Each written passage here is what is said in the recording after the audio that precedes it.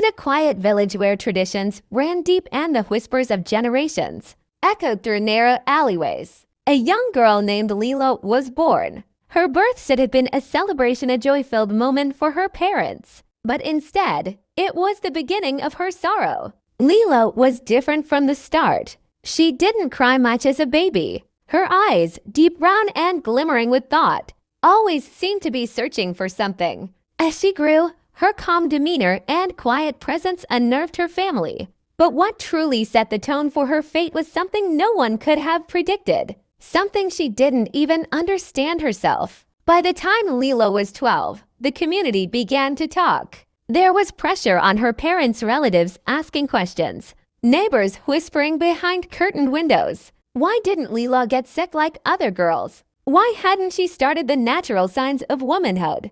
After countless silent visits to the village healer, the truth came out. Lila had a condition, one that likely meant she could never bear children. For her parents, this was a curse. In their eyes, her infertility robbed her of value. A daughter unable to produce heirs was, to them, a burden with no future. The shame, the dishonor they believed she brought to their name, was unbearable. So they did the unthinkable. One night, without warning, Lila was woken from sleep, her belongings packed in a small bundle. Her mother wouldn't look her in the eyes. Her father said nothing at all. They traveled far from the village to a distant town she didn't recognize. There, at the edge of a livestock market, a deal was made. She was sold to a man who needed help on his farm.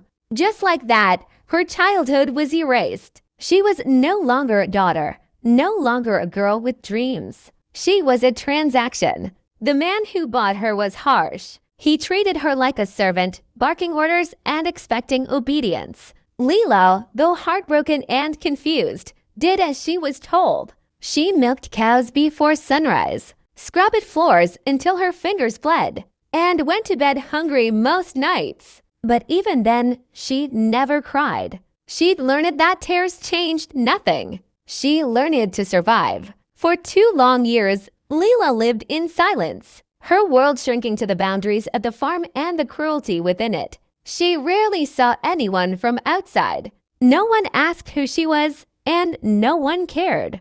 Her name was rarely spoken. It was as if she didn't exist. Then came the storm. One evening, black clouds rolled across the sky, and thunder cracked like a whip above the fields. The rain came down in sheets, soaking the earth. That night, the man who owned her stumbled into the house, drunk and shouting. For the first time, he raised his hand in violence. Lila, now 14, did something she'd never dared before. She ran. She ran through the darkness, through the mud, heart pounding, breath ragged. She had